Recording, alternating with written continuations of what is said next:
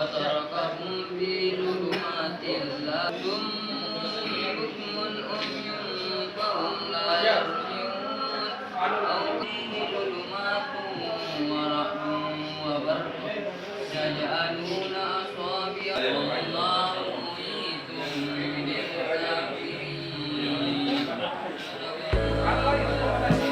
Apa yang perlu kita lakukan selama ini, mudah-mudahan Allah Subhanahu wa Ta'ala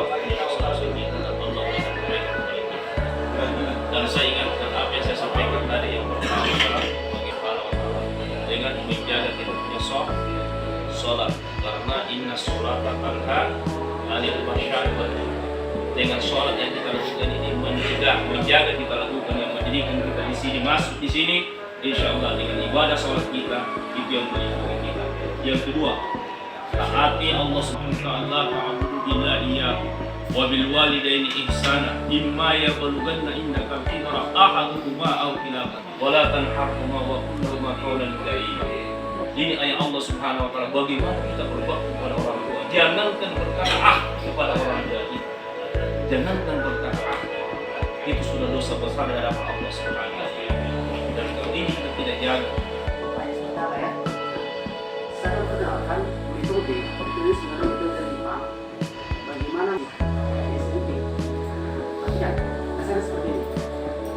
Sebelum saya kerja ini dan dulu dasarnya 2 ya, garis 2, kemudian 3 garis 2 seperti ini. Hitung titik pertemuannya, itu dasarnya. Nah, bagaimana jika puluhan dengan puluhan? Atau kita coba dulu kalau satu ya, 1, 2 garis 2 seperti ini. Misalnya ini 4 garis 4 di sini. Nah, kemudian 3. Nah, hitungnya dari belakang. 1, 2, 3, 4, 5, 6. 6 ya? Oke, titiknya. Garis berapa? 3. Oke, 3. Jawabannya 36. Sekarang kalian coba cepat. Berapakah 32 kali 3?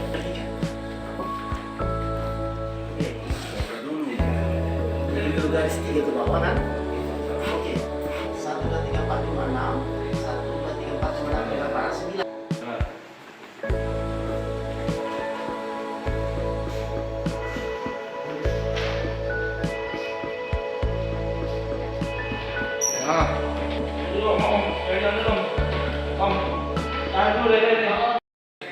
hal ini kalian ulang lagi, ya.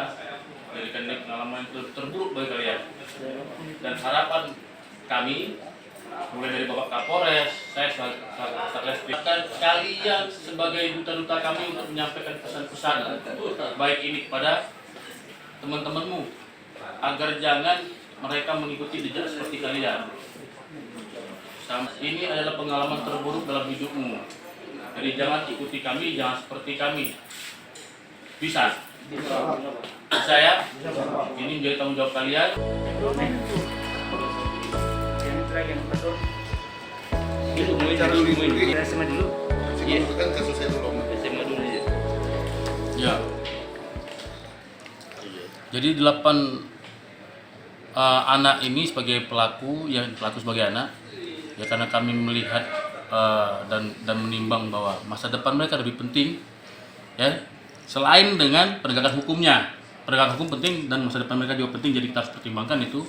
Maka kami memberikan kesempatan untuk mereka untuk tetap melaksanakan proses belajar mengajar di sekolah mereka masing-masing, namun dalam pengawalan ketat dari pihak kepolisian.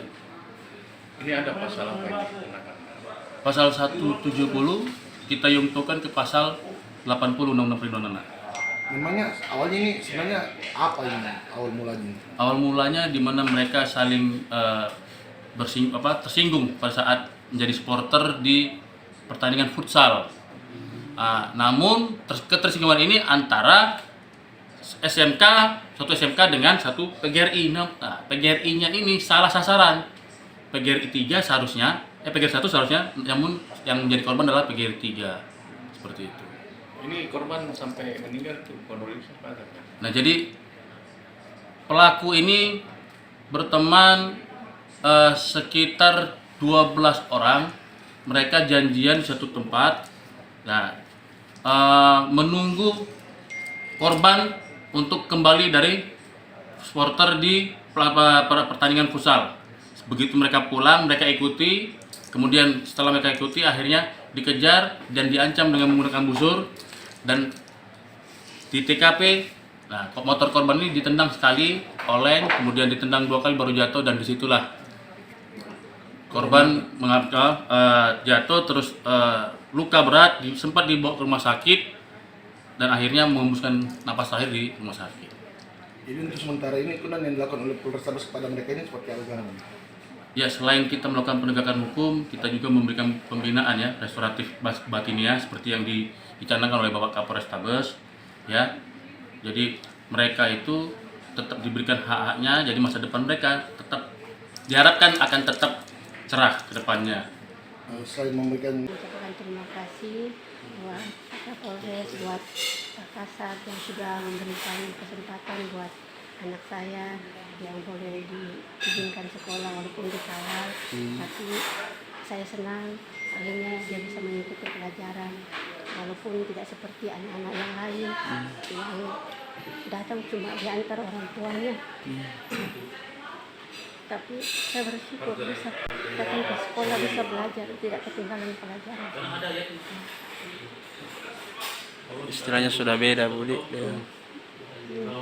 Beda dengan anak-anak yang lain yang tidak ada beban, tapi anak saya merasa kayak sendiri, kayak apa ya, karena diantar dan dijemput, dan pasti dia rasa lain. Lain. Harapan tersendiri bagaimana? Harapan saya semoga kedepannya anakku lebih baik lagi, dan untuk keluarga korban kami minta maaf, kami turut berduka cita. Kami tahu kehilangan itu berat, tapi kami hanya bisa berdoa untuk keluarga korban, semoga diberikan ketabahan dalam menghadapi ini, dan kami minta maaf yang sebesar-besarnya atas semua kejadian ini.